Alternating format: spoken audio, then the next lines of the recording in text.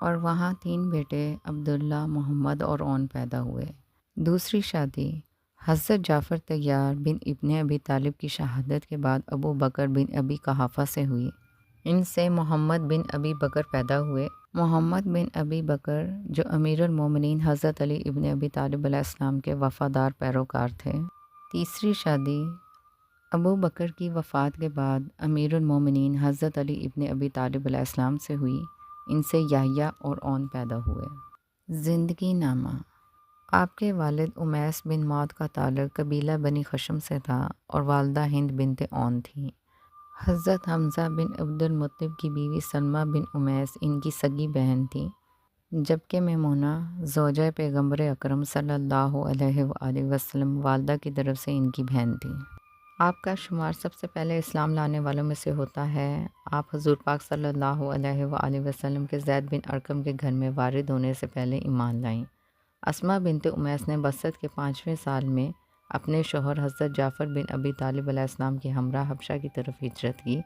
سن 7 ہجری میں مہاجرین کے ہمراہ مدینہ ہجرت کی۔ سن 8 ہجری میں آپ کے شوہر جنگ موطا میں شہید ہو گئے تو آپ ابو بکر کی زوجیت میں آ گئیں، اور ابو بکر کی وفات کے بعد امیر المومنین حضرت علی ابن ابی طالب علیہ السلام کی زوجیت میں آئیں۔ حضرت امام جعفر صادق علیہ السلام کی ایک حدیث میں اسماء کو بہشتی خواتین میں شمار کیا گیا ہے۔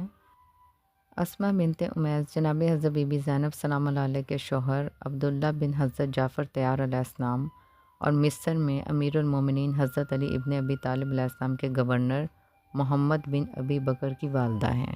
فضائل اور دینی مقام ہجرتیں انہیں صاحبۃ الہجرتیں یعنی 2 ہجرتوں والی کہا جاتا ہے، کیونکہ انہوں نے پہلے حبشہ اور پھر مدینہ کی طرف ہجرت کی۔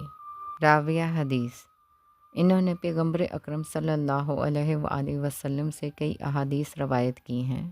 جناب حضرت بی بی فاطمہ الزہرا سلام اللہ علیہ سے تعلق معتبر تاریخی مصادر میں ان کا سب سے نمایاں کردار جناب حضرت بی بی فاطمہ الزہرا سلام اللہ علیہ کی زندگی کے آخری ایام اور ان کی تدفین سے متعلق ہے۔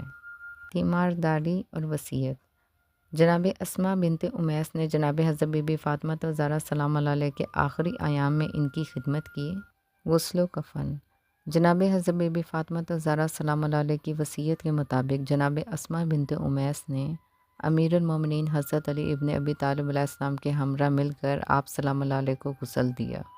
پہلا تابوت جناب اسماء بنت امیس نے ہی اسلام میں سب سے پہلا تابوت پردے والا تیار کیا، تاکہ جناب حضرت بی بی فاطمہ الزہرا سلام اللہ علیہ کے جنازے کا پردہ برقرار رہے۔